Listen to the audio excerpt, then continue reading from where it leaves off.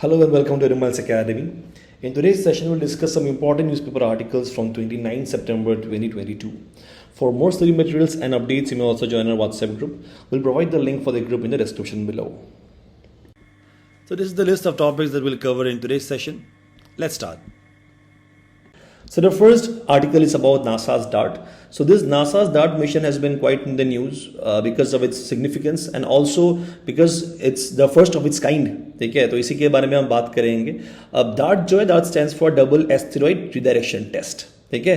Now this double asteroid redirection test जो है, it is a NASA space mission as I told you. So this is aimed at testing a method of defending the Earth against near Earth objects, especially asteroids. तो asteroids मान लीजिए if it makes its way to the earth surface then it may have a potential threat to the earth. So किस तरीके से अर्थ को defend किया जाएगा, इसी के बेसिस पर ये मिशन लिया गया है. तो दिस मिशन हैज बीन ये जो मिशन है that is the DART mission has been done to check the potential of a spacecraft and its impact to deflect an asteroid. ठीक है. So as you can see in the news, the double asteroid redirection test spacecraft collided with the space named Dimorphos on 27 September 2022. तो ये recently एक space rock है that is डिमॉर्फस जो is an asteroid itself. तो इसी को किस तरीके से हिट किया है, इसी के बारे में हम बात करेंगे. नाउ इस तरीके का जो भी सारा एजेंसीज है, मिशंस है, ठीक है, from the recent times it forms important part of our syllabus specially from prelims के लिए and also from GS paper 3 science and technology point of view. This article has been taken from the Hindu. अब ये जो NASA's DART mission है, so as I told you, it collided with the space rock named Dimorphos on 27th of September 2022. तो डिमॉर्फस जो है, डिमॉर्फस basically एक asteroid है. तो जहां पे क्या किया है, जो स्पेसक्राफ्ट है दैट इज डार्ट ने इसे हिट किया है. ठीक है, विद अटमोस्ट स्पीड इसे हिट किया है. और हिट इसीलिए किया है, ये देखने के लिए हिट किया है कि क्या ये जो डिमॉर्फस है, इस डिमॉर्फस का जो ऑर्बिट है, क्या इस ऑर्बिट में हम चेंजेस ला सकते हैं. And this mission has been very much successful currently because yes it has been able to deflect the orbit of Dimorphos. ठीक है, तो चलिए जानते हैं about this DART mission. Now this DART mission is aimed at testing a method of planetary defence, as I told you, defending the planet earth against near earth objects. So DART is a joint project between NASA and Johns Hopkins Applied Physics Laboratory, which is also known as the APL. अब ये जो DART spacecraft है, this is about 600 kilograms. Now this the DART mission was launched in November 21 में launch हुआ था और इसका एक ही टारगेट था, टू हिट द रॉक. ठीक है, यहाँ पे जो स्पेस रॉक है, इस स्पेस रॉक को हिट करने का ही टारगेट था, which has been recently done. ठीक है, so this was launched from the Vandenberg Space Force Base in California to a SpaceX Falcon 9 rocket. Now SpaceX, you must know, it is an American spacecraft manufacturer, space launch provider based in California, which was founded by Elon Musk, right? So the spacecraft uses the kinetic impact technique. तो ये जो method है, this method is also important. Kinetic impact method technique कहा गया है to deflect the trajectory of space object, which is also called the kick method. Now this kinetic impact technique is also known as the kick method, which has been used to deflect the orbit of the Dimorphos. ठीक है. Now the DART spacecraft also carried a high resolution Draco. So Draco का full form है Didymos Reconnaissance and Asteroid Camera for Optical Navigation. So this is basically a camera to observe the collision and its impact. There is also another thing which is attached in the spacecraft, that is the Lycia cube. Now this Lycia cube has been built by Italian Space Agency. Now this is also meant for the camera purpose, which would relay the pictures of the impact. तो चलिए थोड़ा समझ लेते हैं about this DART mission with the help of this picture. So this DART mission आप देखिए यहाँ पे डार्ट मिशन जो है, this DART spacecraft is targeting, क्या टारगेट कर रहा है, this Dimorphos, as I told you. Now Dimorphos is a space rock and this is basically asteroid, और ये कपल में है. ठीक है, ये एक पेयर में है. So this is actually a moon of another big asteroid which is known as Didymos. ठीक है, तो ये क्या करता है, ये जो डिमॉर्फस है ना, डिमॉर्फस इट ऑर्बिट्स अराउंड डिडिमोस. और ये जो डार्ट है, डार्ट ने यही ट्राई किया है कि इसे हिट करके क्या हम इसे थोड़ा पास में ले जा सकते हैं. And yes it has been done. अब देखिए यहाँ पे इनिशियली ये जो डिस्टेंस था, initial the distance was 1.2 kilometre. ठीक है, द ऑर्बिटल जो डिस्टेंस था from Didymos to Dimorphos was 1.2 kilometre, but after hitting by the DART spacecraft it has been reduced. Okay, so this in the white you can see there's the original orbit of Dimorphos and the orange one is the new orbit after the impact. ठीक है। और ये जो DART mission है, this DART spacecraft, it has hit the Dimorphos orbit, sorry the Dimorphos asteroid at a speed of 23,760 kilometre per hour. तो you can understand कि कितना speed के साथ इसे हिट किया गया है, and the only purpose, the only target is to change its orbit, ठीक है। और इससे हमें बस यही पता किया है कि अगर मान लीजिए कि इफ इट बिकम सक्सेसफुल, अगर ये मिशन में हम पास हो जाते हैं, इसका सरल सा मीनिंग यही होगा कि आगे अगर मान लीजिए इन अपकमिंग टाइम्स अगर अर्थ में भी इस तरीके का कोई अगर एस्टेरॉइड अगर अप्रोच करता है, तभी भी हम अपने स्पेसक्राफ्ट के हेल्प से we would be able to deflect its way, ठीक है, so that we can save the earth from, आप कह सकते हो कि we can save the earth in case of existential threat, right. So this is basically what has been done in the DART mission. So अब देखिए, as I was showing you in the picture, the objective of the mission was to crash the DART spacecraft into the space rock named Dimorphos. ठीक है, तो यही target था, ये target ही ये था कि ये जो स्पेसक्राफ्ट था इसको डेवलप इसीलिए किया गया था, so that this can be crashed into the space rock that is Dimorphos. तो डिमॉर्फस पे अगर ये क्रैश हो जाता है, देन ऑब्वियसली हम कह सकते हैं कि यार mission is almost successful, because target ही ये था। अब क्योंकि ये जो स्पेसक्राफ्ट है, इसे जो the target was meant to crash this spacecraft, इसीलिए इसे क्या कहा जाता है, it is also known as a suicide mission भी कहा गया है, ठीक है। अब this Dimorphos, as I showed you in the picture, it is a moon of slightly larger asteroid which is known as Didymos. अब डिडिमोस देखिए, Didymos का जो विड्थ है it is 780 metre and Dimorphos जो it is 160 metres. So you understand that Didymos जो है it is almost 5 times larger than the Dimorphos. So scientists have chosen the Dimorphos, देखिए क्यों, as a target because of its relatively shorter orbit around Didymos. अब देखिए Didymos और ये जो Dimorphos है उनका डिस्टेंस भी कम है, तो इसीलिए क्या होता है, Dimorphos को ऑर्बिट करने में बहुत टाइम लगता नहीं है, ठीक है। और क्योंकि कम टाइम नहीं लगता है, तो इसीलिए यू अंडरस्टैंड कि अगर हम उसे और भी कम टाइम कर देते हैं, then we'll learn about it, like we'll be able to compare, ठीक है। अगर मान लीजिए कि कोई भी अगर ऐसा एस्टेरॉइड है या मून है which is taking a large amount of time, मान लीजिए कि इट टेक्स 1 ईयर, तो उसमें ऑब्जर्वेशन करने में भी हमें मुश्किल हो जाएगा कि एक्चुअली टाइम कम हुआ कि नहीं हुआ। अगेटिंग माई पॉइंट, तो इसीलिए फॉर दिस रीजन ओनली ये डिमॉर्फस को चूज किया गया, because it takes less time and hence it will be easier for us to notice the changes, ठीक है। अब जो स्पेसक्राफ्ट था, मैंने बताया कि ये कितना स्पीड में इसे क्रैश किया है, तो ये जो नंबर है 20,000 ये इंपॉर्टेंट नहीं है, बट स्टिल आप इसे देख सकते हो। बट इसे मैंने इसीलिए यहाँ पे दिया है सो दैट यू अंडरस्टैंड कि कितना स्पीड में हिट करना पड़ा in order to change the orbit of Dimorphos, ठीक है। Now this kinetic impact technique used has successfully deflected the trajectory of the pair of space rocks. This mission has demonstrated the ability to redirect a potentially dangerous asteroid from its impact on the Earth. तो यही जो target बताया गया है, to save the Earth, to defend the planet, because देखिए past में भी ऐसा माना जाता है, because of asteroid activities only the dinosaur जो थे, so those became extinct from earth, ठीक है।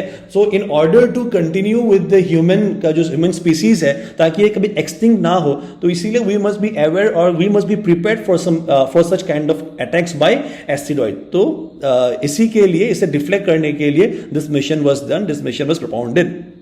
So further, NASA also tracks and monitors close to 26,115 asteroids. तो इसे ऑलरेडी ट्रैक कर रहा है, तो इनकेस अगर पास में कुछ आ जाता है, so now at least NASA is आप कह सकते हो कि it has got the requisite technology to divert this kind of asteroids which are targeted towards earth, ठीक है।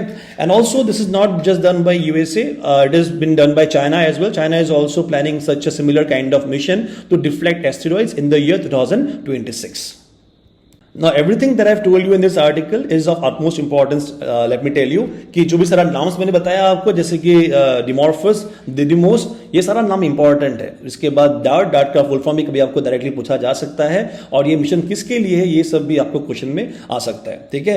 So let's look at some of the hidden prospect, ठीक है। अब ये जो कंट्रीज है, this countries like USA and China have other motives as well apart from saving the world, ठीक है। ऑब्वियसली सेविंग द वर्ल्ड हमने मान लिया है, but there are some hidden prospects as well, which I believe is the primary hidden agenda in carrying out such asteroid orbit changing missions.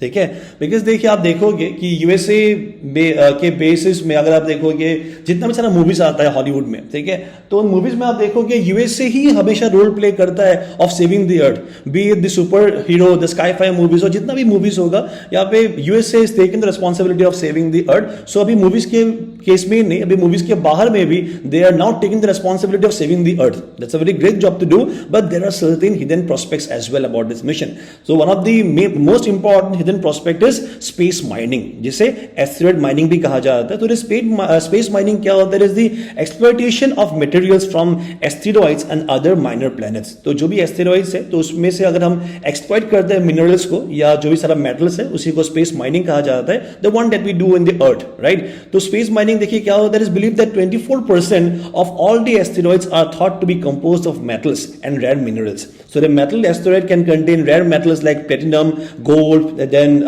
rhodium at levels several times higher than what is found on Earth. तो Earth में इसे कहा जाता है rare earth metals, लेकिन बाहर में या स्पेस में इसे माना जाता है कि it would be found in abundance. ठीक है. So one of the key challenges of mining rare earth elements, अब Earth के केस में when you are mining this rare earth minerals, तो it is very, अब कह सकते हो कि it has got a very high environmental cost associated with it. तो क्या होता है अगर आप मान लीजिए कि if you are trying to excavate this kind of minerals on earth, the rare earth minerals, so you're basically compromising with the environment. तो ये माना गया है. So rare earth elements such as yttrium, then niobium, rhodium, palladium, osmium, so ये सारा भी है जितना भी है, scandium, are crucial for developing green energy techniques. So this kick method can also be used to deflect asteroids and move them to a convenient position for space mining. ठीक है. तो ये जो kick method है, तो यही kick method use करके जो भी सारा asteroids है, the one that we know कि वहां पे हमें metals वगैरह मिल सकता है, this rare earth metals या minerals मिल सकता है, तो उससे हम क्या करेंगे? We will bring them to a closer distance or a distance which is convenient for us to conduct space mining. ठीक है. अब NASA's asteroid redirect mission, it also aimed to bring a 20-ton space rock near Earth to study and mine. Also, collecting samples from space object plays an important role about the space studies. And also, अगर आपको पता होगा if you are studying geography, तो interior of the Earth के बारे में हमें बहुत limited knowledge है. तो interior of the Earth के बारे में जानने के लिए भी this missions will be important, because अगर हमें स्पेस का जो भी सारा celestial bodies है, अगर हमें उसके बारे में आइडिया है तो हम उससे क्या कर सकते हैं? We can also derive some information about the interior of the Earth as well. Now there's a practice question based on this topic. Please answer in the comment section. So the next article is about the India Nepal ties के बारे में. तो इसके बारे में हम जानेंगे what this is all about. अब देखिए इस टॉपिक, ये जो आर्टिकल है it's a very simple one. इसमें बस हम यही देखेंगे कि किस तरीके से we can strengthen that our ties with Nepal. So the news is very simple one. It is said that India and Nepal have signed an MOU to develop the west Sethi and Sethi river. So west Sethi and Sethi river are यहाँ पे एक hydro power project है, तो इसी को develop करने के लिए India has signed an MOU with Nepal. So this topic will be important for GS paper international relations point of view and also for prelims. This is been taken from the Hindu. तो ये जो MOU है, this MOU has been signed by NHPC on behalf of India. So NHPC, that stands for National Hydroelectric Power Corporation of India. It is quite engaged in developing the hydro power projects. So this has been they have signed an MOU with Investment Board of Nepal, which is IBN, to develop a 750 megawatt West City. तो ये जो West City है, West City में develop होगा एक 750 megawatt का project, और एक 450 megawatt का एक project develop होगा in the Seti River. तो this is the Seti River. तो यहाँ पे दो प्रोजेक्ट्स होगा, ये दो मिला के it would have a combined capacity of 1200 megawatt. ठीक है. So this project have been awarded to India nearly 4 years after China had withdrew from this. तो चाइना ये जो प्रोजेक्ट था, this was actually under the hands of China, but currently ये India के पास आ चुका है. So after changing many hands, Nepal has now collaborated with India to develop the SR6 project. तो this project, this is not a greenfield project. ये it is not been developed for the first time. यहाँ पे already there has been interventions by various countries. तो देखिए जो project था, it was first announced in the year 1980s में and was started by a French company. ठीक है.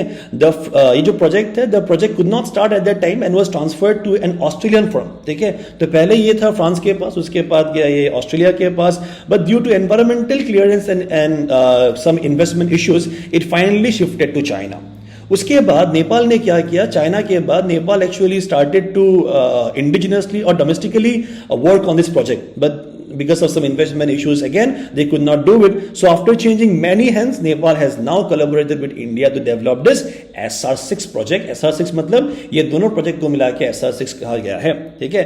अब ये जो रिवर आप देख सकते हो, दिस इज द वेस्ट सेती रिवर, जहां पे बनेगा डैम, और यहाँ पे है आपका सेती रिवर।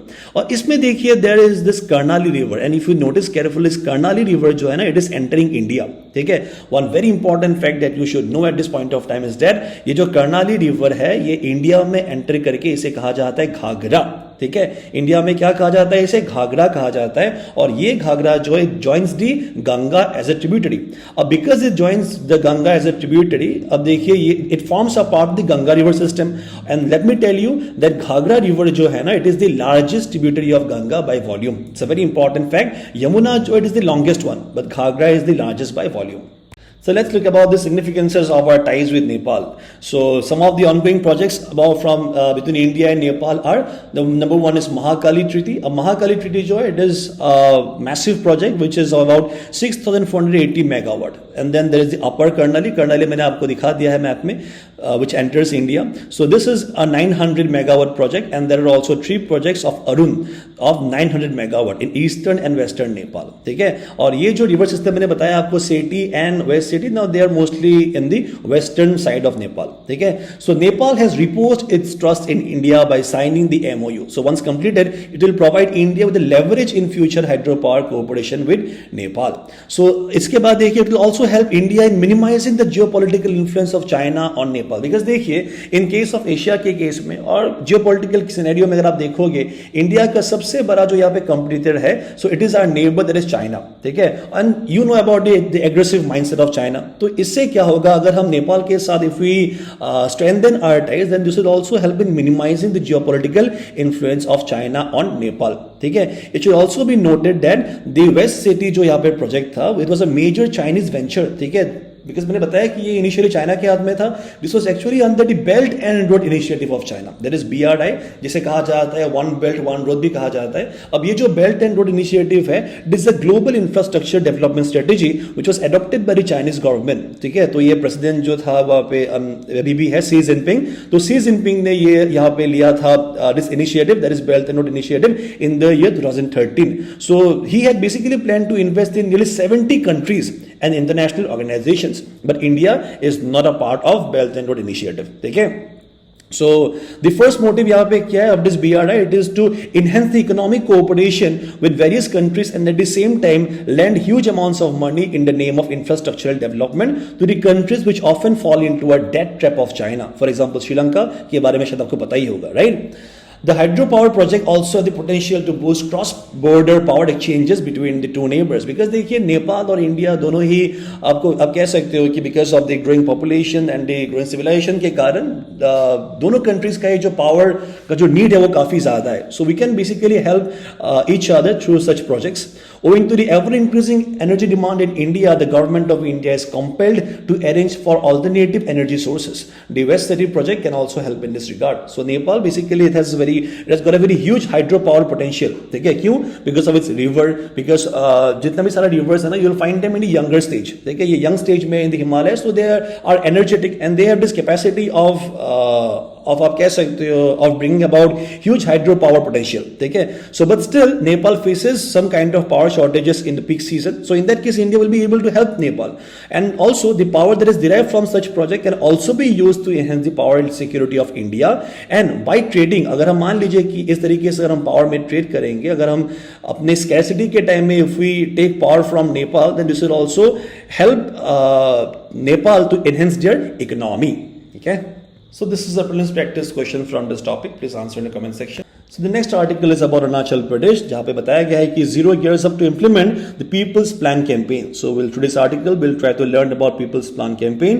अब ये जो article है, this is going to be important for governance point of view from GS paper 3, and specifically ये जो article है, it is going to be very important from the Panchayati level point of view, ठीक है। Because देखिए पंचायती राज system जो है, it is really important for the civil service examination. ये अक्सर पूछा जाता है about the local self governance के बारे में. This article has been taken from the Arunachal Times. So let's look at the current context. यहाँ पे बताया गया है कि a district level coordination meeting on integration of village poverty reduction plan. देखिए, there's a plan which is known as the VPRP, that is village poverty reduction plan. Now this has been integrated with the Gram Panchayat development plan. देखिए, now it was held on Wednesday. Now this meeting has been chaired by the Deputy Commissioner of Lower Subansiri District, that is Bami Nime, who informed that the district is gearing up to implement the People's Plan, जिसको कहा जाता है सबकी योजना सबका विकास, starting from 2 October 2022 to 31st January 2023, primarily focusing on preparation of the GPDP. What is GPDP? It is the Gram Panchayat Development Plan. So this name only suggests that this is going to be a plan which is going to be targeted or aimed at improving the Gram Panchayat. ठीक है, and also the Zilla Parishad development plan corresponding to each Gram Panchayat and Zilla Parishad for the current financial year in a campaign mode. So as I was saying, from this article we'll try to learn about this people's plan campaign. तो चलिए देखते हैं.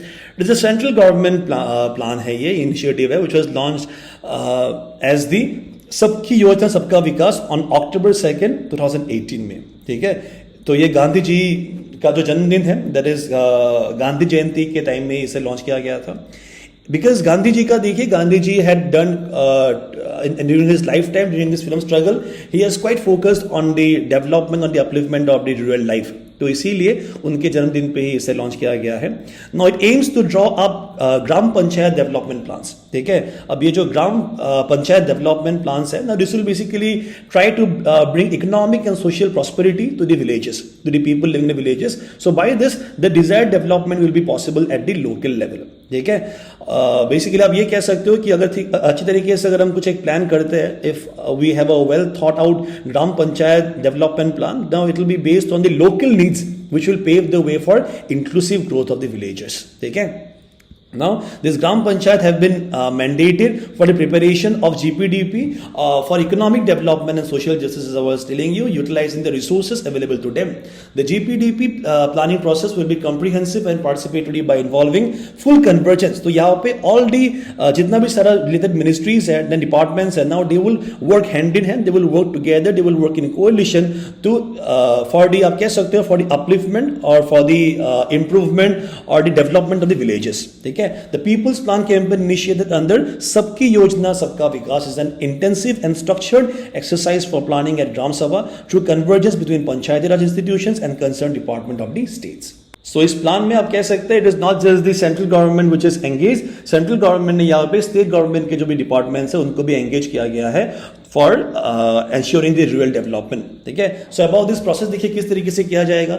Now this gram panchayat development plan will include 48 indicators रहेगा यहाँ पे, which will cover various aspects such as health and sanitation, education etcetera. तो each gram panchayat जो है it is scored out of 100. तो basically it is a kind of marksheet, एक marksheet बनाया जाएगा, प्रिपेयर किया जाएगा, जहाँ पे टोटल मार्क्स है 100 और 100 में से 30 मार्क्स दिया जाएगा इंफ्रास्ट्रक्चर को, किस तरीके से गांव का जो इंफ्रास्ट्रक्चर है किस तरीके से बना है, घर, उसके बाद मार्केट वगैरह. देन 30 मार्क्स रहेगा for human development, how the life of the people are improving, and also for 40 marks for the economic activities. So the GPs will be, जो यहाँ पे ग्राम पंचायत है इसी मार्क्स के बेसिस पर उनको रैंक किया जाएगा. The score of each GP will reflect the local needs and priorities. कहने का मतलब यही है कि अगर मान लीजिए कि कोई भी एरिया में अगर एक गांव को कम मार्क्स मिला है ग्राम पंचायत को, तो ये इंडिकेट करेगा कि it would be needing more focus on it. ठीक है, so for instance for a drought prone area, अगर मान लीजिए कि पानी स्कैर्स है तो उस केस में क्या हो जाएगा, so will be ensuring the water conservation पे हम ज्यादा फोकस करेंगे. ठीक है, the entire ranking exercise is meant to identify the gaps at the GP level, making an assessment of where it stands and accordingly plan the interventions.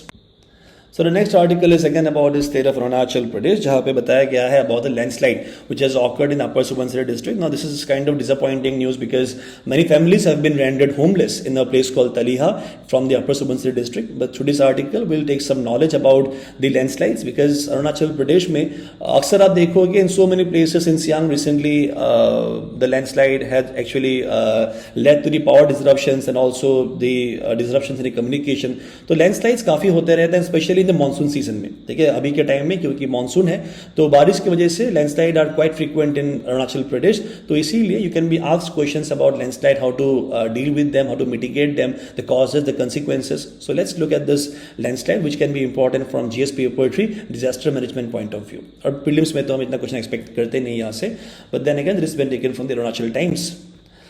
Now देखिए current context क्या है. The news has been that because of insistent rainfall for the last 2 weeks. Now this rainfall joy, it has led to the destruction of many houses in Gandhi colony in Upper Subansiri district. But there have been no casualties till now. Okay. Now the damages to house and properties lost will be ascertained after the verification and assessment by the district administration. अभी तक कोई ऐसा clear figure आया नहीं है. So many families which were rendered homeless and lost their properties are taking shelter in the houses of their relatives in Talia. So as I was saying, today's article will try to learn about the landslide. तो चलिए इसके बारे में जानते हैं. But let me tell you कि देखिए ऐसे जो टॉपिक्स है ना, जैसे कि लैंडस्लाइड हो गया, देन अर्थक्वेक हो गया और फ्लडिंग. सो दिस टॉपिक्स सबको पता है कि आने वाला है. And this has been often asked in exam as well. But कोई इसे प्रिपेयर नहीं करता है. क्यों प्रिपेयर नहीं करता है? बिकॉज दे ऑलरेडी फील कि वी नो इट. ठीक है, we know it, so why do we need to prepare this answers. कुछ और पढ़ लेंगे. लेकिन जो आपको पता है सर्टेनली आने वाला है, why don't you like try to enhance your answers so that you can fetch some extra marks from it. देखिए आंसर तो कोई भी लिख लेगा in layman's term, but then again you should be specific about your answers. तो इसीलिए हम landslide के बारे में हम ये जानेंगे. और यहाँ पे जो भी सारा पॉइंट्स है, अगर आप ये पॉइंट्स लिखते हो in some bookish language, definitely you will earn some good marks. ठीक है. So what is a landslide? It is basically a movement of a mass of rock, debris और अर्थ डाउन अ स्लोप. ठीक है. And they are a type of mass wasting. Now mass wasting मैं आपको बताता हूं क्या है. So there are basically 2 types of geomorphic process. एक हो गया एंडोजेनिक, एक हो गया एक्सोजेनिक. एंडोजेनिक वो जो अंदर से आता है, एंड एक्सोजेनिक वो जो बाहर से काम करता है. एंडोजेनिक के केस में आप एग्जांपल बता सकते हो process like folding and faulting, जो कि अर्थ को फ्रेम करता है या इस अर्थ को शेप करता है. ठीक है. उसके बाद there are processes like exogenic, जहां पे आप बता सकते हो about weathering, erosion and mass wasting. तो मास वेस्टिंग में क्या होता है? It is basically a process which denotes the large scale downward movement of soil and rock under the direct influence of gravity. ठीक है. तो मास वेस्टिंग का अगर आपको सोर्स पूछेगा, अगर आपको यहाँ पे कॉज पूछेगा, इट इज ग्रेविटी अलोन. तो ग्रेविटी के इंपैक्ट पर अगर यहाँ पे मूवमेंट हो रहा है, इसी को मास वेस्टिंग कहा जाता है.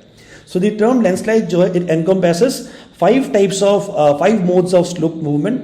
तो falls, topples, slides, spread and flows. तो you can see in this picture किस तरीके से falls, topples, slide and spread होता है. ठीक है.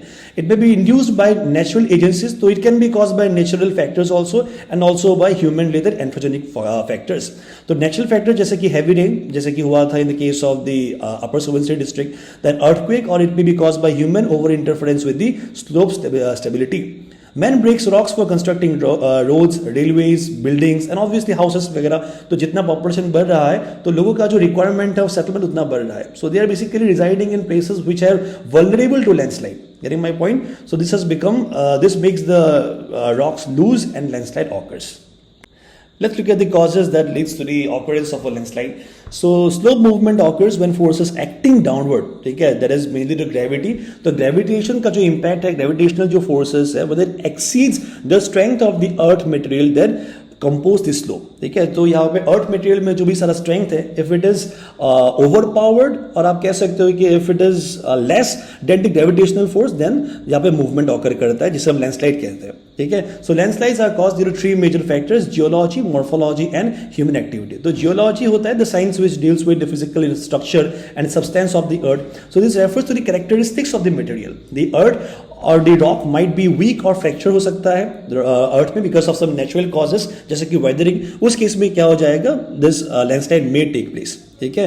Then morphology refers to the structure of the land. For example, slopes that lose their vegetation to fire और drought are more vulnerable to landslide. तो morphology यहाँ पे स्ट्रक्चर ऑफ द लैंड अगर change होता है, उस केस में भी landslide may take place. And vegetation जो है, it holds in place, it holds the soil in place, and without the root system of trees, bushes and other plants, the land is more likely to slide away. And also the anthropogenic activities, the human activity is the most prominent one, which includes agriculture, construction of houses, of buildings, and increases the risk of a landslide. So here in this picture you can see that very few places in India is actually landslide prone. ठीक है. So this map has been prepared by the GSI होता है geological survey of India. So they have basically prepared this map. So in this map only you can see कि कौन सा जगह ज्यादा vulnerable है. ठीक है. So the entire Himalayan tract आप देख सकते हो. यहाँ पे देखिए जगह खाली है. इट डजंट मीन कि यहाँ पे नहीं होता है. This is Nepal, not in India, and Bhutan है, तो इसीलिए. बट एंटायर हिमालयज में landslide takes place. Then these hills and the mountains in sub Himalayan terrains of north east India. Then Western Ghats, यहाँ पे आपको मिलेगा वेस्टर्न घाट्स. नीलगिरीज है इन Tamil Nadu areas. Now these areas are the landslide prone areas. Now how to mitigate them? इसे कम कैसे किया जा सके? By restriction on the construction. अब देखिए construction तो obviously होगा ही, population बढ़ रहा है, but it should be done in a scientific way so as to ensure the sustainability of the region, right? Then limiting the agriculture to valleys. तो यहाँ पे जो agriculture है ना, वो हमें बहुत ऊपर नहीं करना चाहिए in the vulnerable zone. It should be limited to valleys only. And promoting large scale afforestation so that plants can be grown. As I told you, that roots will help to maintain the stability of the soil. ठीक है? तो अगर आप यहाँ पे afforestation करते हो, then definitely will help to mitigate the landslide. Then terrace farming should also be practiced, especially in the northeastern region, instead of झूमिंग. तो ये झूमिंग में क्या होता है, जहाँ पे स्लैश एंड बर्न टेक्निक का शिफ्टिंग कल्टिवेशन यूज होता है, तो यहाँ पे जो सॉइल का क्वालिटी तो वो डिग्रेड होता है, and also it makes the soil more prone to events like landslide. The next article is about the recent appointment. This has also been taken from the Arunachal Times only.